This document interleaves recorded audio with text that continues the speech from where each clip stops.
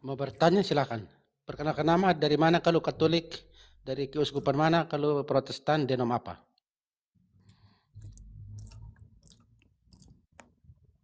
Atau sudah jelas?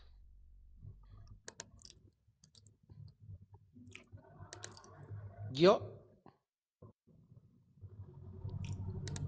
Halo? Ini saya punya jaringan atau di situ punya jaringan? Tidak, Pater, Oke. memang dia tidak jawab. Oke. Sekarang Ria. Ini oke. Suara Ria, silahkan. Tolong bantu bukanya itu. Ada mute itu Ria.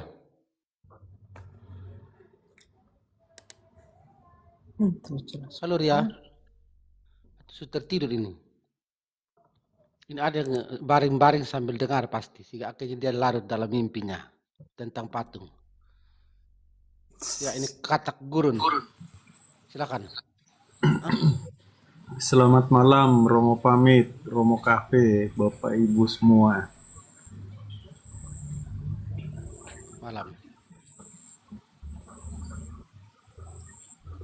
Halo, Silakan. suara saya kami kedengaran, dengar, Romo? Ya, Lanjut, suara lanjut. kedengaran. Kata turun, lanjut.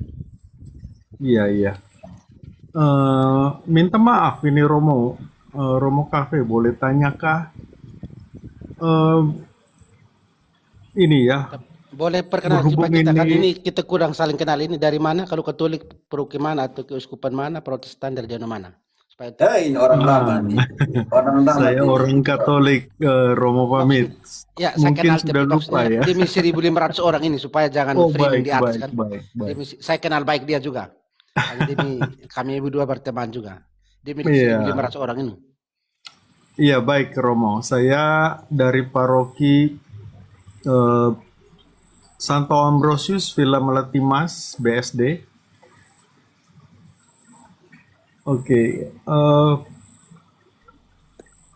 ini bulan Maria ya Romo, jadi ya para Protestan pada menggeliat ini.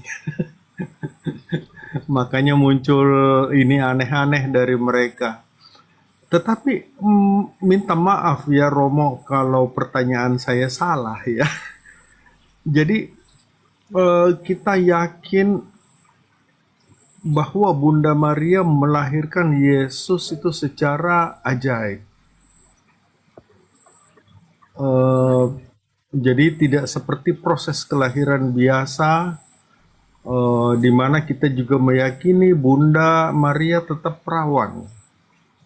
Tetapi kalau hubungannya dengan apa yang ditulis di Kitab Wahyu, Romo, saya ini tidak tahu persis ayatnya ya, yang dikatakan seorang perempuan yang ini berselubungkan matahari. Wahyu 12:5 yang kau maksudkan itu. Iya Romo. Nah di Dari situ ayat 1, oke. Iya. Nah di situ ada tertulis dia sedang ini sakit melahirkan ya Romo. Itu bagaimana menjelaskannya ya? Sementara perempuan itu kita yakin adalah Bunda Maria. Betul begitu Romo? Oke.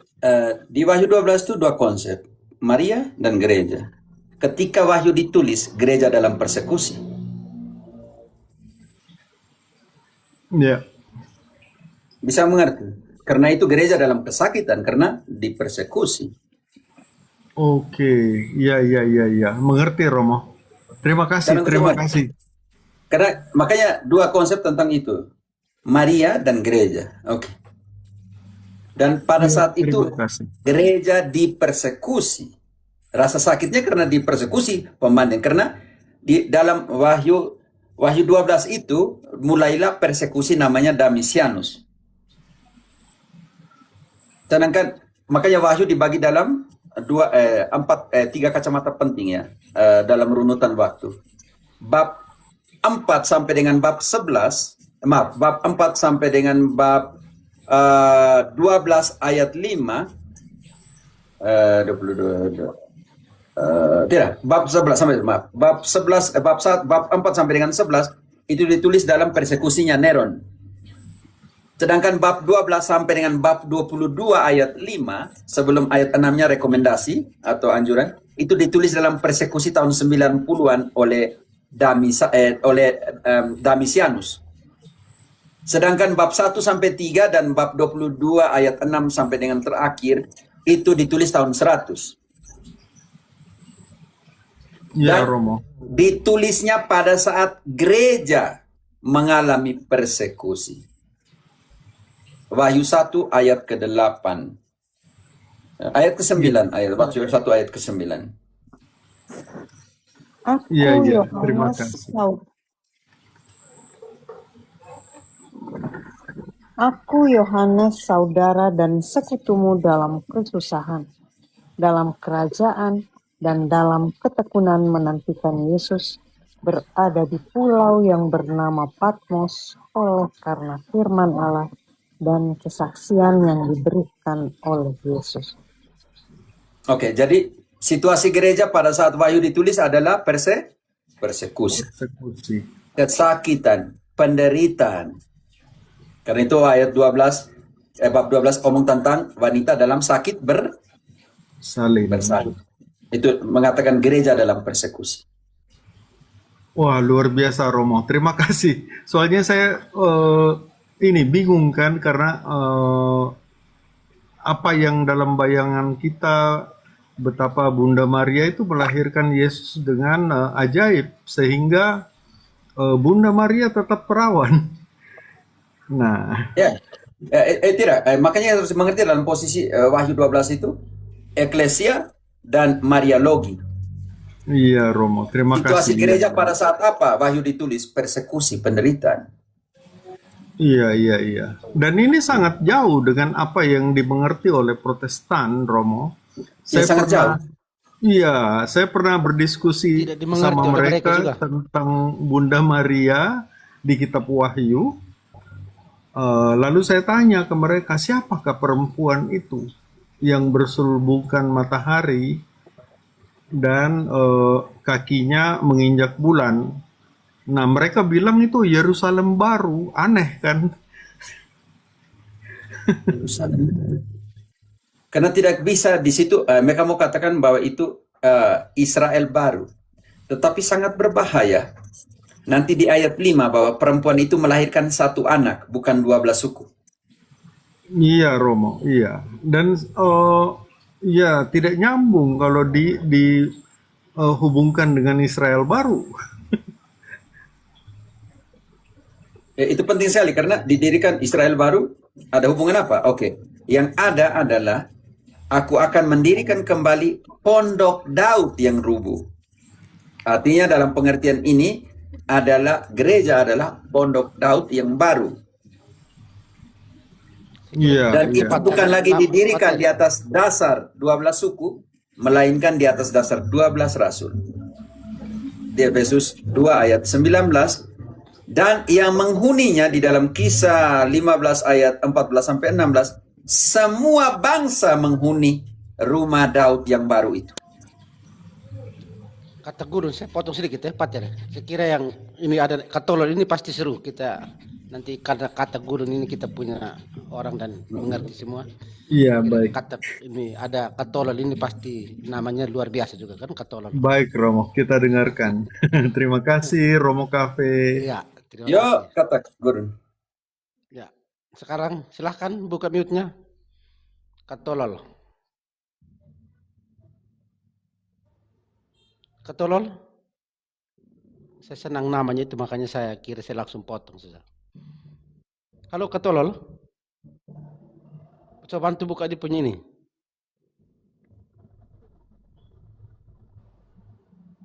Ini naik, ini jangan dia naik laporan kita semua, kita rungkat tiba-tiba. Iya, kayak biasanya naik untuk report. Buang saya orang seperti ini. Iya, takut jadi naik dia, karena naik dia langsung laporkan lebih cepat itu. Biasanya orang report ada di atas. Ya, musuh dalam selimut itu. Berarti Naik tolol cepat, dia, cepat. sudah di atas tidak mau omong. Iya, biasa, Romo, kalau Protestan. Makanya mereka selalu menggeliat di bulan Mei atau di ini ya, Oktober. bulan di mana kita begitu merindukan Bunda Maria, sebab di mereka saya melihat ya, mereka mati-matian menolak Bunda Maria itu karena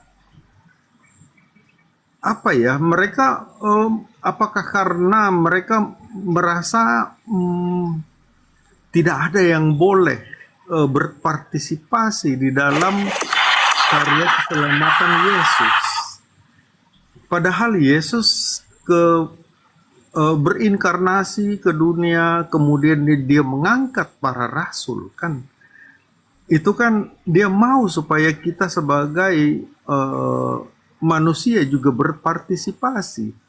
Karena kalau dia tidak memerlukan partisipasi manusia, untuk apa dia berinkarnasi? Cukup simsalabim dari surga toh. Maaf kalau saya keliru ya Romo. Siap. Baik, selamat datang Tasyami. Silahkan. Ada sedikit suara lain sedikit dari tadi penanya ini, bahas semua biar kata kasih sopran sedikit. Silahkan Ibu. Ini berat semua ini. Naik di atas semua.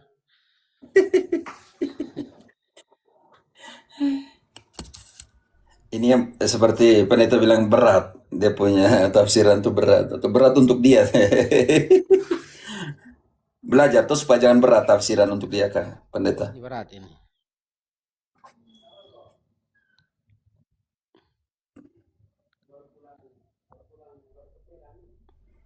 Ada yang naik ke itu.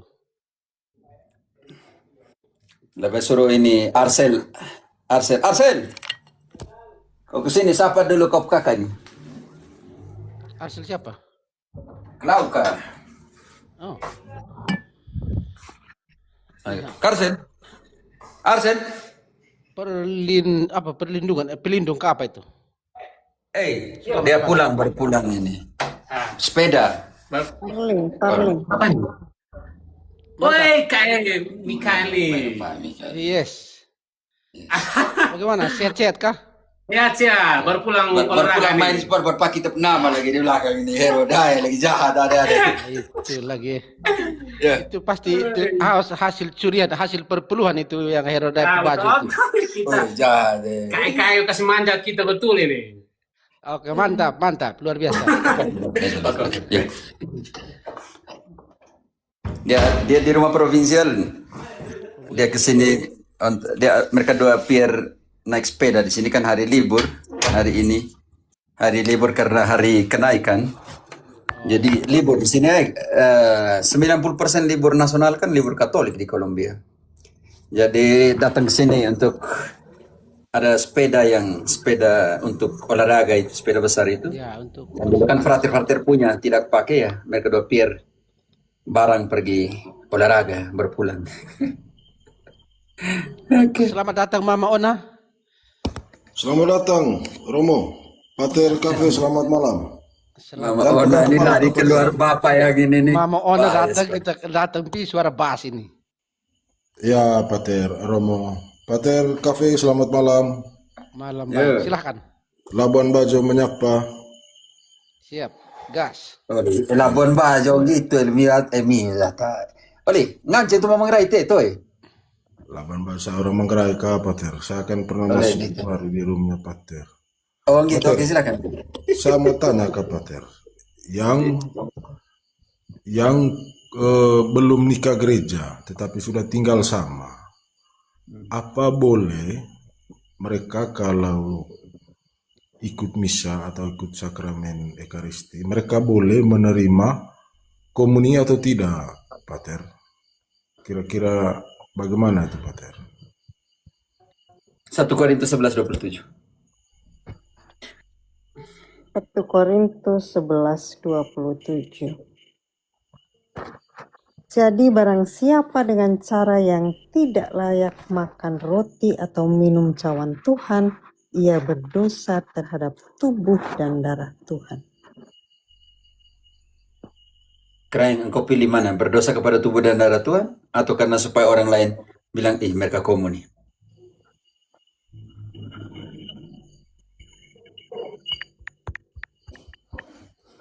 Tapi kalau dia menginginkan sekali dalam hati atau dengan imannya, dia percaya bahwa ini bisa menguatkan saya.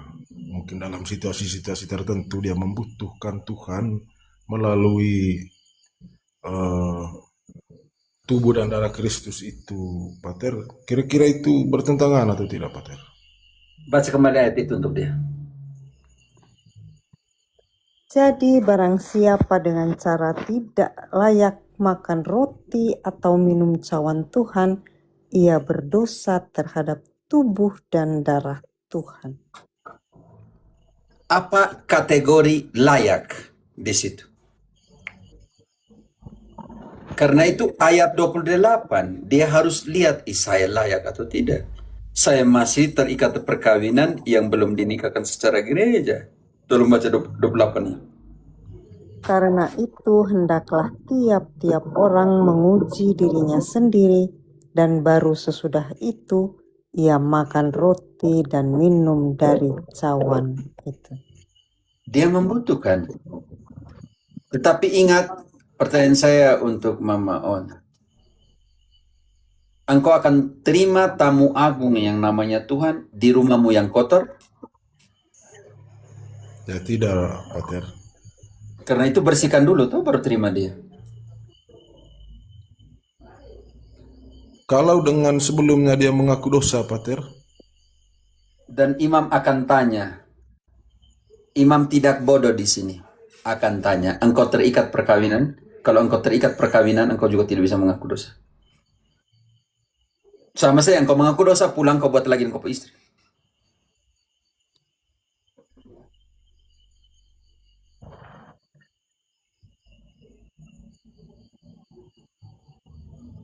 Begitu, Pater, ya. Berarti tidak boleh, Pater, ya. Karena engkau berdosa kepada tubuh dan darah kalau engkau tidak layak. Dan engkau masih terikat, di situ kumpul kebo. Pernikahanmu belum sakramen. Ya. Kau bilang, tapi kan saya sudah mengaku dosa. Yang sekarang dosanya tambah-tambah sakri lagi. Bahwa engkau tahu bahwa engkau dalam keadaan dosa. Engkau tidak bisa mengaku karena engkau dalam pengertian itu masih terikat dalam kumpul kebo. Lalu engkau pergi mengaku dosa secara sengaja supaya terima tubuh Kristus. Setelah itu kau pulang, nanti punya hubungan lagi dengan suami atau istri lagi. Bagaimana engkau mempermainkan Tuhan di situ?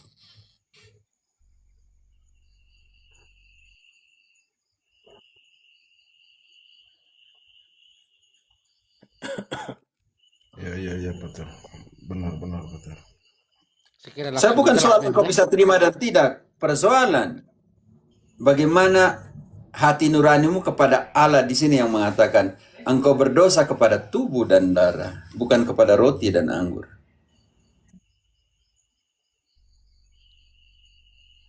Ya. Singkat padat jelas langsung diterima dan diamin oleh Bukan maksudnya begini, Pater. Terima kasih atas ini anunya, Pater. Bukan saya sih, Pater, karena ada beberapa kejadian tuh, Pater. Karena menurut saya yang awam itu sebenarnya masih, karena saya juga jarang baca kitab suci, Pater. Makanya saya paksa tadi harus bisa masuk di roomnya, Pater, supaya saya bisa dapatkan kepastiannya. Begitu. Ada konsekuensi. Saya hanya cemas di konsekuensi ayat 30-nya. Sebab itu banyak di antara kamu yang lemah dan sakit, dan tidak sedikit yang meninggal. Konsekuensinya sadis loh.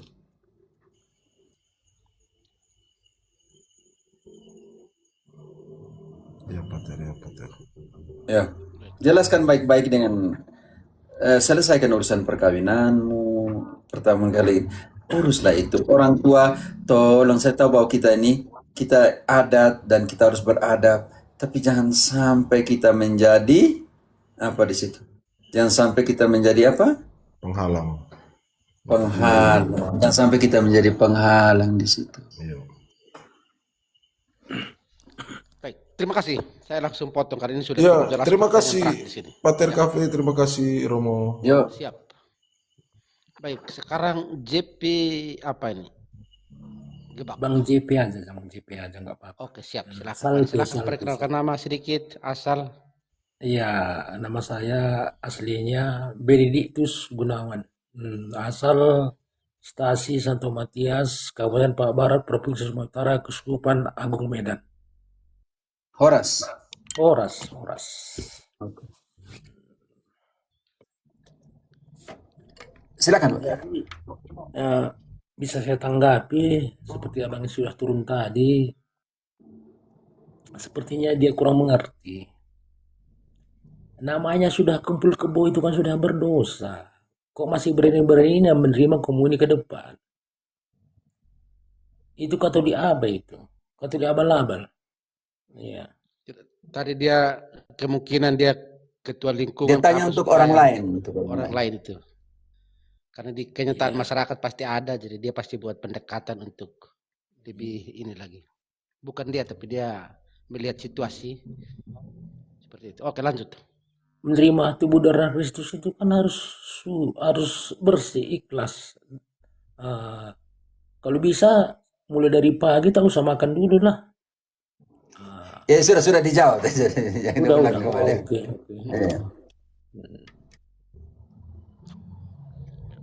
Ini supir siapa ini? Supir ini kah?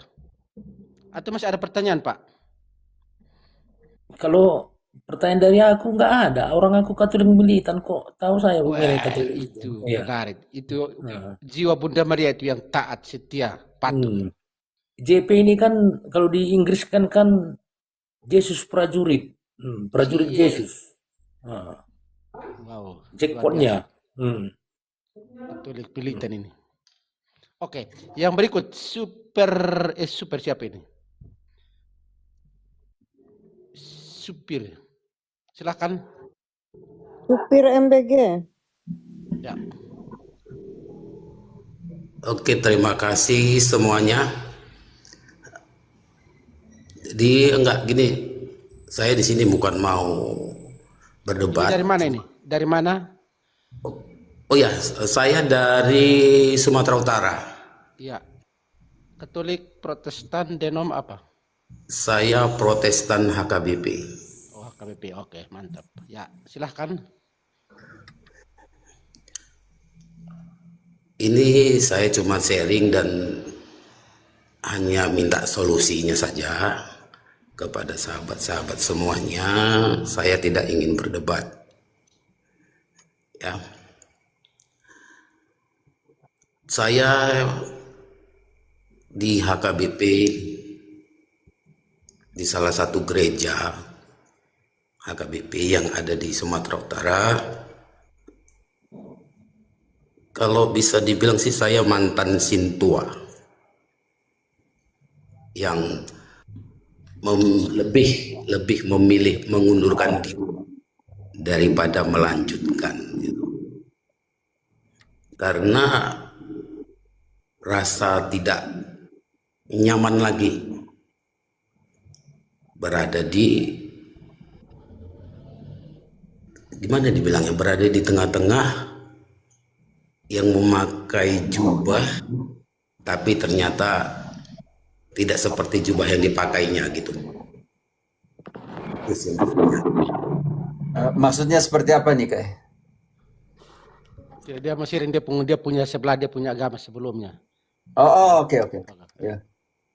Jadi kan gini dia, Pastor. Aku tuh orangnya yang paling tidak suka melihat orang yang aneh-aneh. Jadi contoh, saya itu mulai ditunjuk oleh jemaat itu di 2004 untuk menjadi calon sintua yang akan di training selama 2 atau 3 tahun. Dan setelah itu kita ditasbihkan untuk menjadi seorang sintua untuk melayani di lingkungan dan gereja. Jadi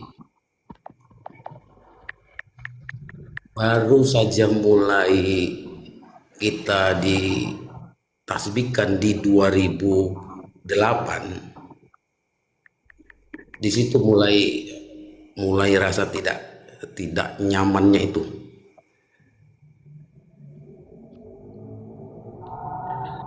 Jadi banyak sih masalah-masalah yang sebenarnya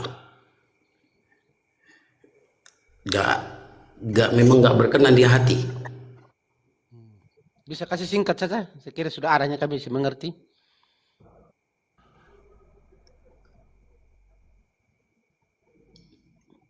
Yang nyatanya boleh sih kalau siapa sih yang mungkin dari 1.200 pendengar yang ada di sini, ya boleh kalau memang mau nyalakan saya, nanti terserah. Yang ternyata di situ tempat lingkungan orang-orang pencari uang. Jadi contoh, kalau kemarin saya itu dulu bukan karena saya nggak butuh uang atau apa yang lainnya, karena bagi saya lebih bagus saya mencari uang di tempat lain daripada di gereja. Jadi kalau di HKBP itu, Sintua itu punya upah yang dibagikan setiap tahunnya, dan setiap Sintua itu punya jabatan masing-masing di dalam gereja itu. Contoh, dia ditunjuk sebagai pembina remaja, itu nggak gratisan. Dia harus punya apa sih nama dibilang, kalau bahasa manisnya itu ucapan syukur. Ucapan syukur, ya. Ucapan syukur. Jadi kalau di HKBP itu bisa Sintua itu pegang tiga bagian. 3 bagian itu bisa dia bidang kerohanian untuk remaja, sekolah minggu, atau ibu-ibu. Dan semua itu nggak bisa gratisan, semua itu punya ucapan syukur. Kalau dia nggak dapat ucapan syukur dari salah satu yang dipegang dia nggak akan bakal mau.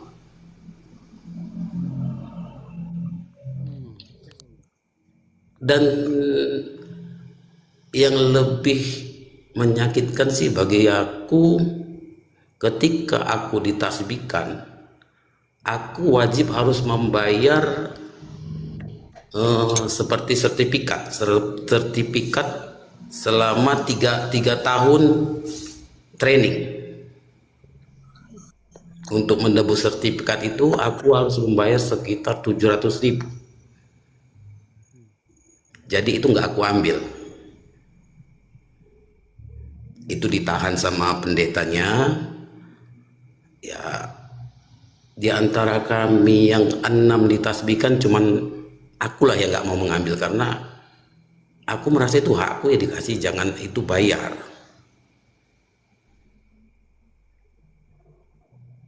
Itu sih. Yang kedua, kalau di HKBP itu sulit untuk Sintuanya itu berkhotbah di gereja. Jadi siapa orang-orang yang paling vokal, siapa orang yang paling seru, itu yang bisa berkhotbah. Atau bisa kalau sekarang ini yang saya perhatikan, semua khotbah itu harus dikuasai sama pendeta. Sintua hanya cukup meragenda doang saja. Atau ya banyak sih kalau gelar-gelar Sintua itu di HKBP, ujungnya ya saya karena perbuatan malu orang lain, saya merasa kena imbasnya, ya lebih bagus saya mundur. Karena begini, ada di HKBP itu kebanyakan Sintuanya itu bukan dipilih, tapi memilih diri sendiri untuk menjadi Sintua demi untuk bisa masuk ke ranah pencarian nafkah di gereja. Itu bukan lagi yang suatu hal yang bisa ditutup-tutupi. Itu udah fakta. Di seluruh HKBP rata-rata begitu Sintuanya. Jadi kalau yang pernah aku menjadi pelayan di gereja itu, yang lebih canggihnya lagi, Sintua itu bisa buat yang namanya permohonan untuk membuang pendeta, mengembalikan pendeta ke kandangnya dan mencari pendeta yang terbaru lagi. Jadi kita dipaksa untuk menandatangani supaya pendeta ini keluar dari gereja HKBP ini untuk dikandangkan ke kantor pusat. Dan dia meminta itu kalau pendetanya tidak sepaham sama kumpulan Sintua yang ada di situ.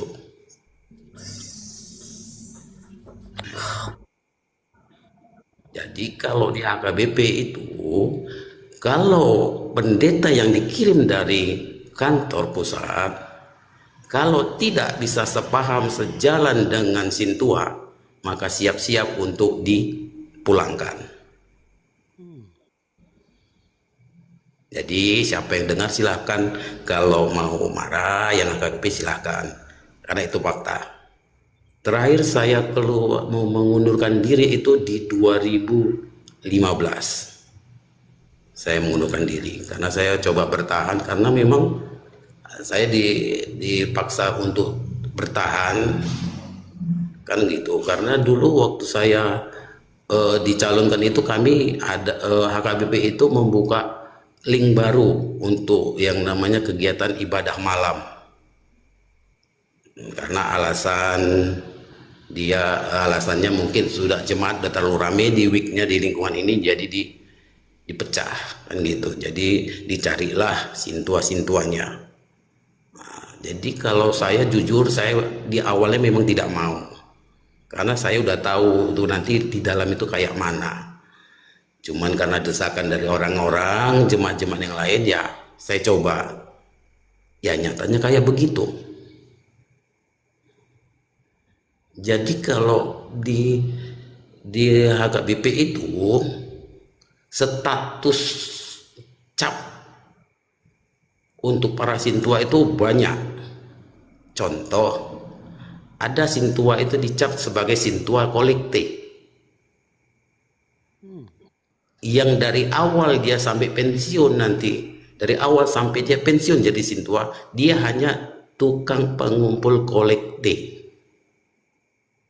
Dia tidak berani untuk tampil ke depan seperti maragenda, buat doa syafaat, dia nggak ada beraninya.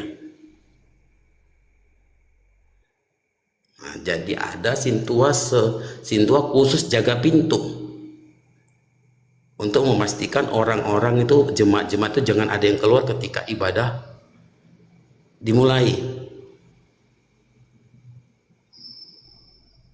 Nah, jadi ternyata yang dia ditugaskan untuk menjaga pintu supaya jangan keluar, jemaat jangan keluar, malah dia yang ikut nimbrung di situ, duduk nongkrong sambil merokok. Itu bukan hal yang tabu di HKBP. Ketika itu nanti pendeta sudah mulai berkhotbah, maka sebahagian itu pasti bakal keluar, duduk santai, cerita-cerita, merokok. Ketika kita datang menghampiri untuk supaya masuk ke dalam, ya kita malah dapat omongan yang gak enak.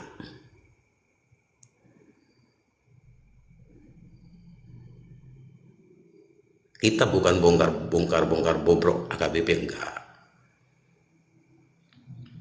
Cuman kita mau kasih tahu, itulah kondisi di HKBP, kenapa saya bisa milih mengundurkan diri daripada saya lanjutkan.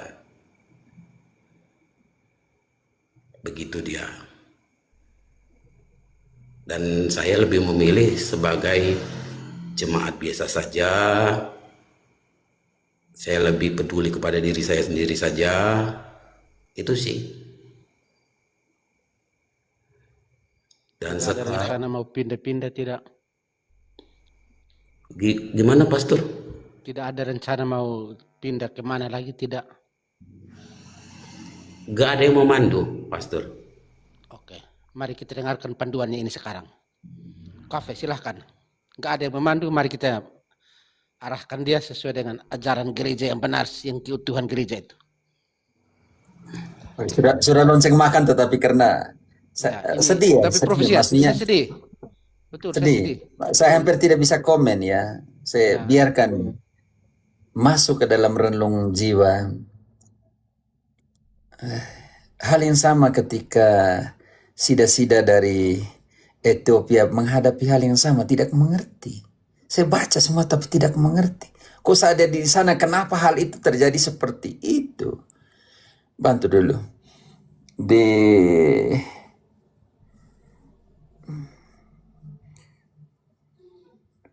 Kisah 8 ayat 28. Sedih ya, makanya engkau membuat refleksi untuk saya juga.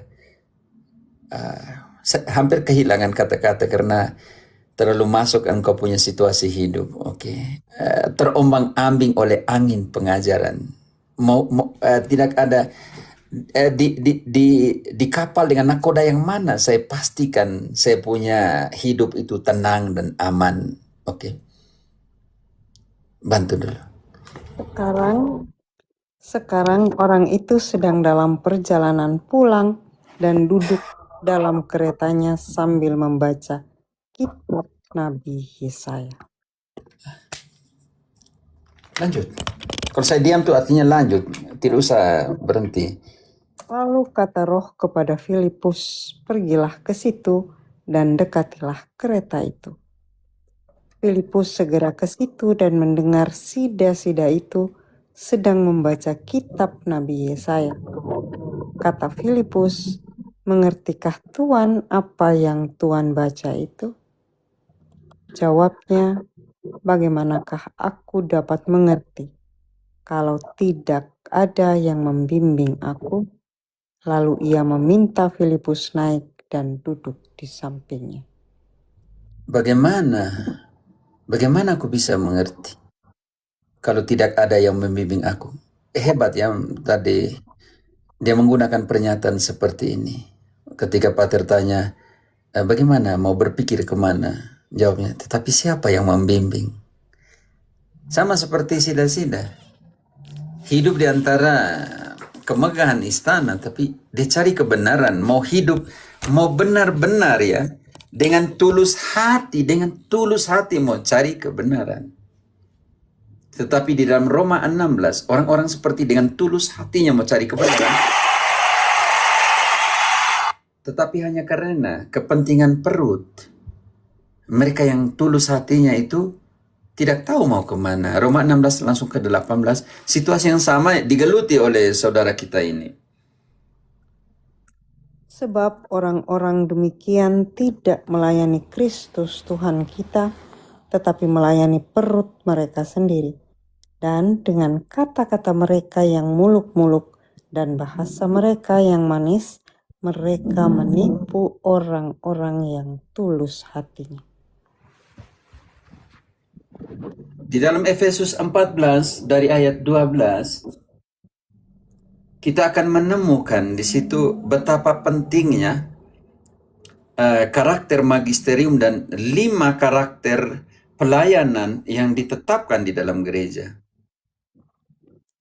Untuk memperlengkapi orang-orang kudus bagi pekerjaan pelayanan, bagi pembangunan tubuh Kristus, sampai kita semua telah mencapai kesatuan iman dan pengetahuan yang benar tentang anak Allah, kedewasaan penuh, dan tingkat pertumbuhan yang sesuai dengan kepenuhan Kristus.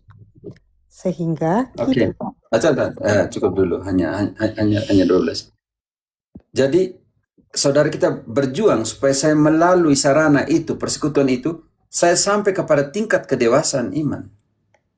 Saya jadi orang Kristen yang baik dan yang benar. Tetapi di sana ada ayat 11 enggak? Dan ialah yang memberikan baik rasul-rasul, maupun nabi-nabi, baik pemberita-pemberita Injil maupun gembala-gembala dan pengajar-pengajar.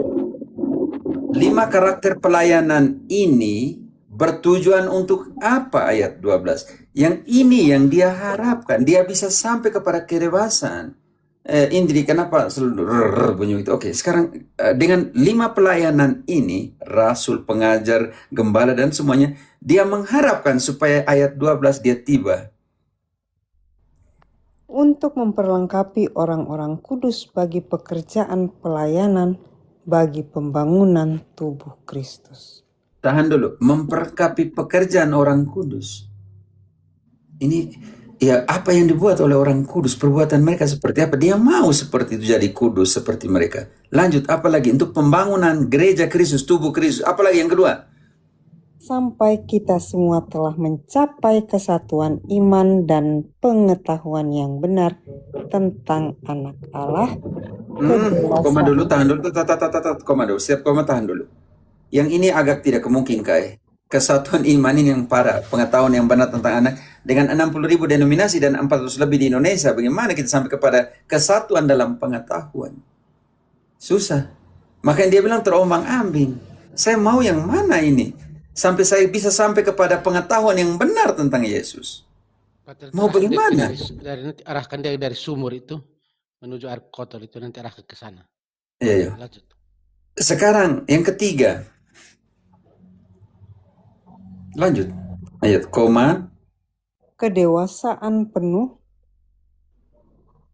dalam dan tingkat pertumbuhan yang sesuai dengan kepenuhan Kristus. Kristus mau itu, tapi dia mau sampai kepada kepenuhan yang dipikirkan oleh Kristus. Bahwa semua menjadi satu, dewasa, bahwa harus makan dia, minum darahnya, dan semua. Dia mau seperti itu. Lanjut. Dalam posisi dilema, dalam pengertian, saya juga kasihan secara doktrin. Lanjut. Sehingga kita bukan lagi anak-anak yang diombang-ambingkan oleh rupa-rupa angin pengajaran, oleh permainan palsu manusia dalam kelicikan mereka yang menyesatkan. Baca ayat 14-nya, baca lebih kuat. Sehingga kita bukan lagi anak-anak yang diombang-ambingkan oleh rupa-rupa angin pengajaran, oleh permainan palsu manusia dalam kelicikan mereka yang menyesatkan. Ginting, engkau siapkan 2 Korintus 11 ayat ke-12. Oke. Di situ baca kembali. Permainan apa tadi? Sehingga kita bukan lagi anak-anak yang diombang-ambingkan oleh rupa-rupa angin pengajaran, oleh permainan palsu manusia dalam kelicikan mereka yang menyesatkan. Sekarang kita tahu, Ginting, 2 Korintus 11 ayat ke-12. Siapakah pemain curang itu? Pemain licik itu siapakah mereka? 2 Korintus 11 ayat 12. Tetapi apa yang kulakukan akan tetap kulakukan untuk mencegah mereka yang mencari kesempatan guna menyatakan bahwa mereka sama dengan kami dalam hal yang dapat dimegahkan. Sebab orang-orang itu adalah rasul-rasul palsu, pekerja-pekerja curang, yang menyamar sebagai rasul-rasul Kristus. Hal itu tidak usah mengherankan, sebab iblis pun menyamar sebagai malaikat terang. 11. Sebab iblis pun menyamar. Hal itu tidak usah mengherankan, sebab iblis pun menyamar sebagai malaikat terang. Bayangkan, di dalam posisi terombang-ambing oleh situasi seperti ini, kita minta dia buat apa?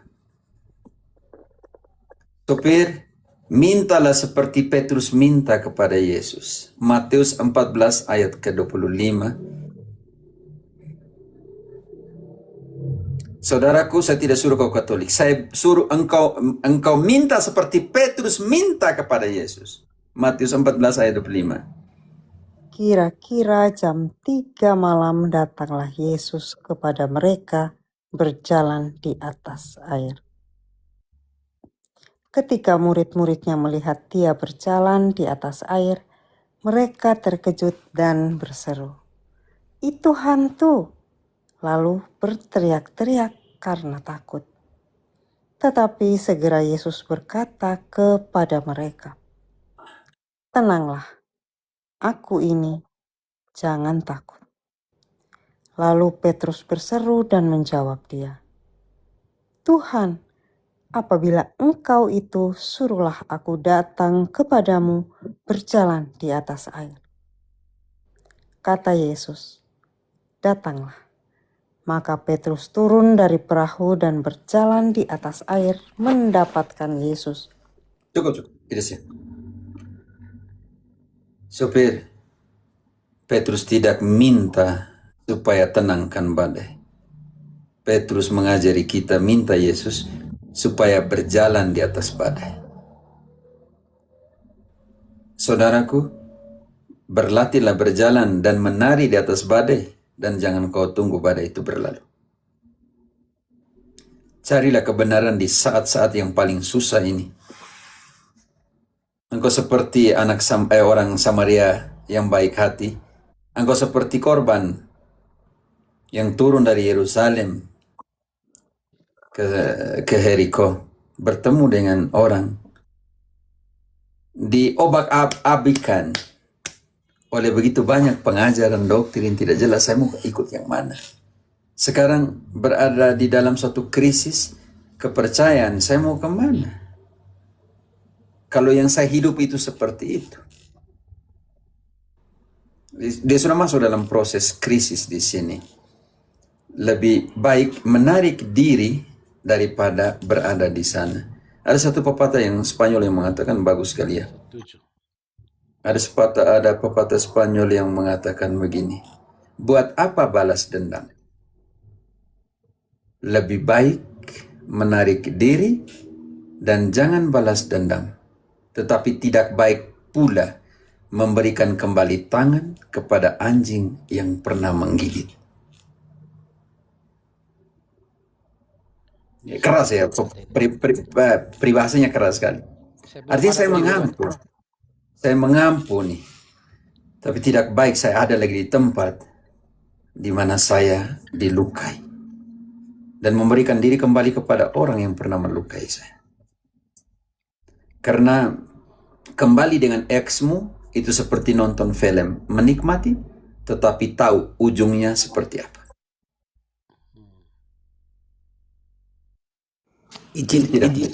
Izin pastor, izin. Ini gini ya, aku tuh bukan mau menjelek-jelekan atau bongkar buruk aib, ya enggak ya. Ya, saya hanya mendengar engkau mengungkapkan semua yang engkau pikul selama ini, tidak apa? Okay. Aku hanya membicarakan fakta yang sudah aku alami. Jadi saya di situ pernah membuktikan kebersamaan kami di ruang Sintua. Kebersamaan sesama Sintua itu memang gak ada. Saya buktikan itu ketika anak saya satu-satunya lagi berada di ruang ICU. Jadi saya telepon teman sesama Sintua saya yang satu lingkungan. Jadi aku bilang, aku minta tolong supaya didaftarkan untuk dimasukkan sebagai doa syafaat untuk pemulihan anakku yang ada di ruang ICU. Tapi yang namanya doa syafaat yang ada di HKBP itu tidak ada yang gratis. Yang namanya itu dimaniskan dengan ucapan syukur, diterima dari Sintua titik-titik, meminta doa penyembuhan untuk anaknya yang berada di ruang ICU. Jadi kita bayar. Dalam kata manisnya harus membeli ucapan syukur dulu, baru doa syafaat bisa diucapkan. Sementara kita itu lagi fokus di ruang ICU. Engkau dan anakmu di ruang ICU? Iya, bersama istri. Kita hanya meminta doa syafaat supaya anak kita yang ada di ruang ICU itu dipulihkan, karena anak aku itu lagi koma, tidak sadarkan diri, kan gitu. Jadi ya aku bilang nanti setelah anak aku agak lumayan siuman, aku akan pulang antarkan uang untuk ucapan syukur biar anakku bisa didoakan. Nah, jadi mungkin karena waktu yang tidak mengizinkan, akhirnya aku nggak bisa pulang untuk ketemu sama Sintua, sesama kawan Sintua, untuk memberikan uang ucapan syukur itu, dan kita bisa supaya mendapatkan doa syafaat. Ya ternyata memang doa itu nggak didoakan, doa itu nggak dikumandangkan untuk penyembuhan anak aku. Karena aku bertanya sama kawan jemaat, aku tanya apakah kemarin ada doa untuk anakku? Gak ada. Kosong. Jadi singkat cerita, ada berapa tahun kemudian ini anak aku udah pulih, dan ada berapa tahun kemudian dia masuk lagi dan koma lagi dengan cara yang sama juga. Saya mohon juga, dan cerita yang sama juga kembali, dan akhirnya itulah ruang ICU yang terakhir kali anak saya. Dan satu pun di antara mereka tidak ada yang hadir ketika di ruang ICU yang pertama sampai di ruang ICU yang kedua. Mereka satu pun tidak ada yang hadir memberi motivasi, semangat untuk aku yang ada di rumah sakit. Mereka hadir ketika anak aku itu sudah wafat dan sudah dikebumikan dan datang. Baru datang mengucapkan bela sungkawa. Ya setelah itu disarankan untuk memberikan ucapan syukur. Seikhlasnya sih judulnya, agar kita didoakan dengan doa syafaat itu untuk diberikan kekuatan, ketabahan. Jadi aku jawab, kalau soal meminta kekuatan, ketabahan, kesabaran, untuk apa aku harus membayar? Aku sendiri bisa berdoa meminta sama Tuhan untuk supaya aku kuat dan tabah. Jadi kalau memang ucapan syukur itu dinilai dengan uang, doa syafaat itu dibuat dengan nilai uang, ngapain itu ada? Karena dari ucapan syukur seluruh jemaat itulah yang akan diberikan seluruh Sintua di akhir tahun.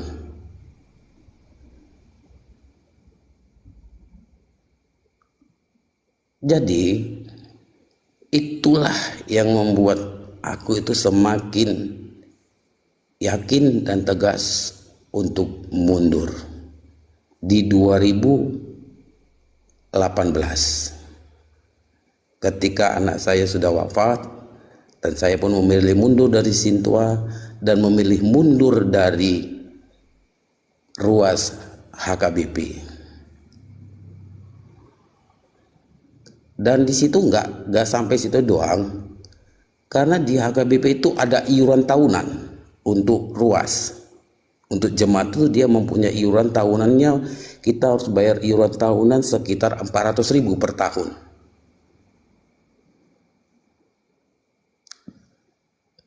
Jadi kalau mau boleh keluar dari HKBP wajib bayar dulu iuran tahunan yang belum dibayar tahun waktu ketika aku keluar. Kalau nggak dikeluarkan surat keluar dari Huria.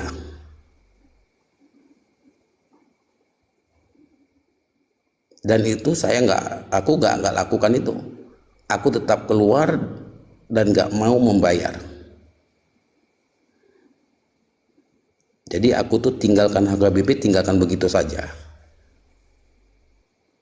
Dan aku hanya ibadah pindah-pindah.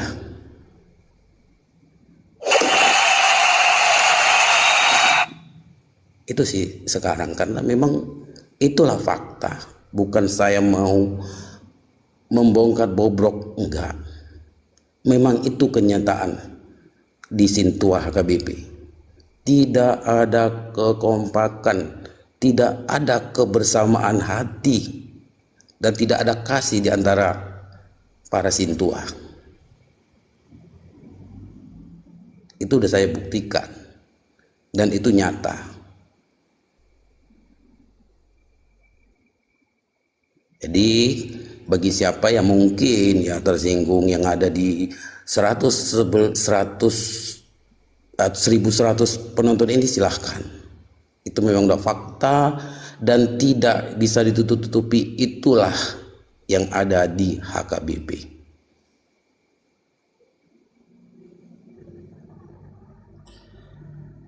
Saya kehabisan kata, tapi kita lihat doa syafaat seperti apa. 1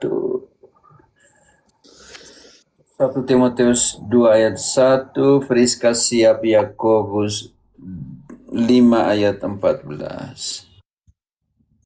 Ini sih 1 Timotius 2 ayat 1. Doa syafaat. Pertama-tama aku menasihatkan, naikkanlah permohonan, doa syafaat, dan ucapan syukur untuk semua orang. Untuk semua orang didoakan. Oke? Om Supir, semua orang punya tugas mendoakan. Doa permohonan, ucapan syukur, dan doa syafaat. Doa syafaat artinya doa yang engkau buat untuk orang lain walaupun engkau tidak diminta. Karena itu dalam kasus ada orang sakit, Yakobus 5 ayat ke-14, Ginting. Nona. Yakobus 5 ayat 14. Kalau ada seorang di antara kamu yang sakit, baiklah ia memanggil para presbiter gereja supaya mereka mendoakan dia serta mengolesnya dengan minyak dalam nama Tuhan. 16. Dan langsung 16 ya Romo. Karena itu lanjut. 15, 14, 15, 16. Dan doa yang lahir dari iman akan menyelamatkan orang sakit itu. Dan Tuhan akan membangunkan dia. Dan jika ia telah berbuat dosa, maka dosanya itu akan diampuni. 16. Karena itu, hendaklah kamu saling mengaku dosamu dan saling mendoakan, supaya kamu sembuh. Doa orang yang benar, bila dengan yakin didoakan, sangat besar kuasanya. Jadi saya Matius 10 ayat mulai ke-7. Ayatnya setelah daftar para rasul itu. 2, 3, 4. Coba 6. Melainkan pergilah kepada domba-domba yang hilang. 7. Pergilah dan beritakanlah, kerajaan sorga sudah dekat. Lanjut. Sembuhkanlah orang sakit, bangkitkanlah orang mati, tahirkanlah orang kusta, usirlah setan-setan. Kamu telah memperolehnya dengan cuma-cuma, karena itu berikanlah pula dengan cuma-cuma. Janganlah. Coba, kata kuncinya sudah. Sembuhkanlah orang sakit, usirlah ini. Apa yang kamu terima cuma-cuma karunia itu, berikanlah dengan cuma-cuma. Baca kembali ayat 8 itu. Sembuhkanlah orang sakit, bangkitkanlah orang mati, tahirkanlah orang kusta, usirlah setan-setan. Kamu telah memperolehnya dengan cuma-cuma, karena itu berikanlah pula dengan cuma-cuma.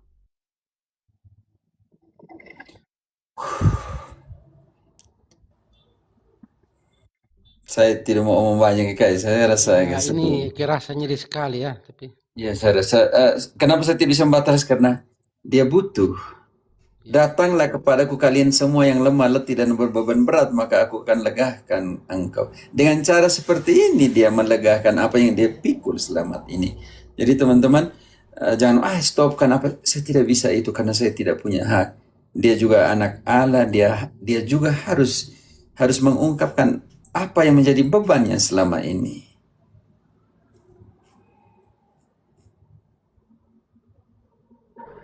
Mungkin Pater bisa jelaskan sedikit yang dari muara itu, untuk dari sumber air itu, semakin jauh air itu semakin kotor dan menuju ke sumber yang pasti itu di mana?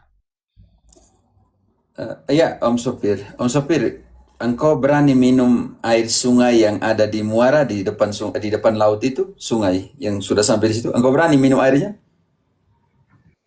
Berani, Pastor. Tapi lihat kotor atau tidak, kan airnya di muara nih, sudah di muara. Kan di Indonesia orang buang sampah semua, kan? Kotor atau tidak kotor? Air pertemuan dari beberapa sungai.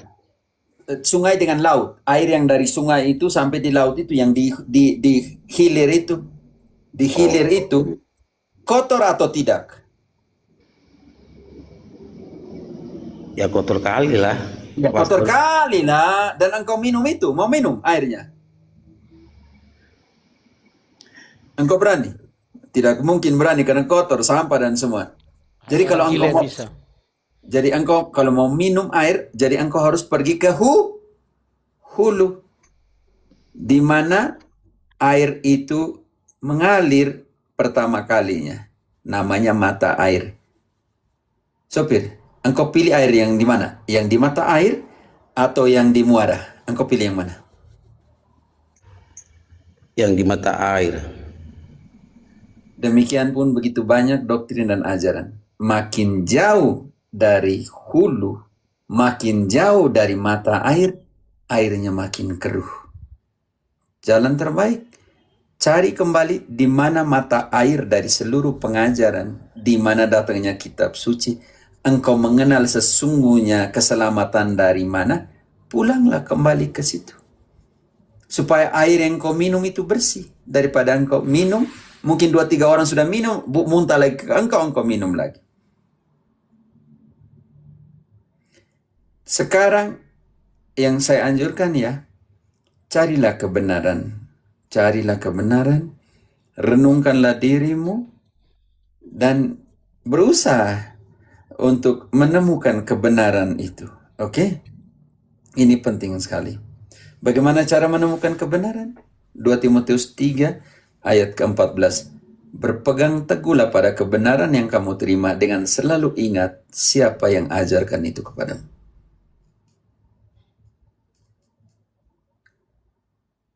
Tetapi hendaklah engkau tetap berpegang pada kebenaran yang telah engkau terima dan engkau yakini, dengan selalu mengingat orang yang telah mengajarkannya kepada. Begitu ya, sopir. Jadi tugasmu sekarang adalah merenungkan diri. Buat yang namanya pembedaan roh. 1 Yohanes 4 ayat 1. Apakah roh yang lagi mengatakan kepada saya ini dari Allah atau dari nabi palsu? Apakah saya di sana yang omong dengan saya ini nabi palsu atau yang omong dengan saya ini Allah? Saya harus membuatkan pembedaan itu. Saudara-saudaraku yang kekasih, janganlah percaya akan setiap roh, tetapi ujilah roh-roh itu, apakah mereka berasal dari Allah, sebab banyak nabi-nabi palsu yang telah muncul dan pergi ke seluruh dunia. Nabi-nabi palsu lagi. Karena itu, nabi-nabi palsu ini dan guru-guru palsu tidak mempunyai lagi kebenaran.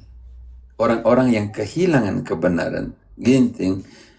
1 Timotius 6 ayat 3. Mulai.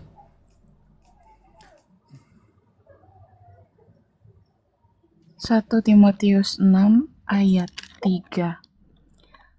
Jika seorang mengajarkan ajaran lain dan tidak menurut perkataan sehat, yakni perkataan Tuhan kita Yesus Kristus, dan tidak menurut ajaran yang sesuai dengan ibadah kita, ia adalah seorang yang berlagak tahu, padahal tidak tahu apa-apa.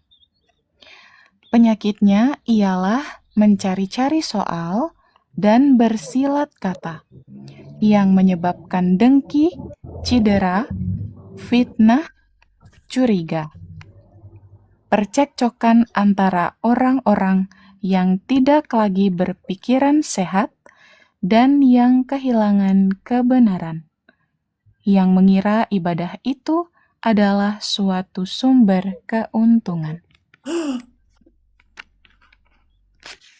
Yang mengira ibadah itu sebagai sumber keuntungan.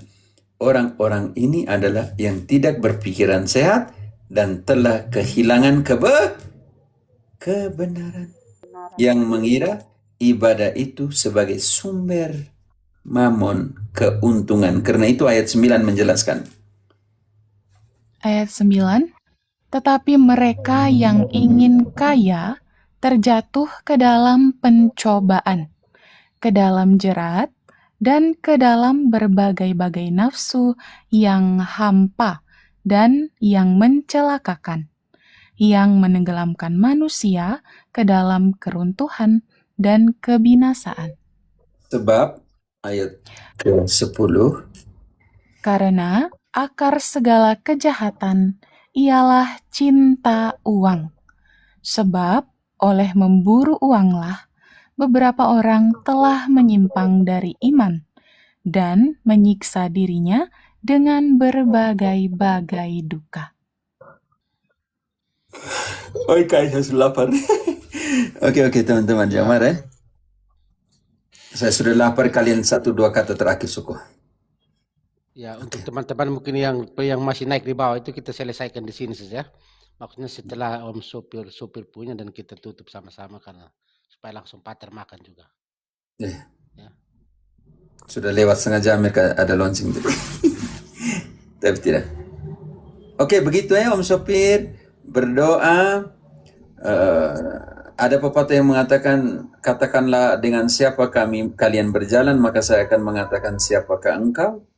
Hati-hati dengan mencari identitas di antara teman-teman yang bukannya untuk membantu engkau menemukan kebenaran, tapi menjauhkan engkau dari kebenaran yang sesungguhnya. Ini penting sekali.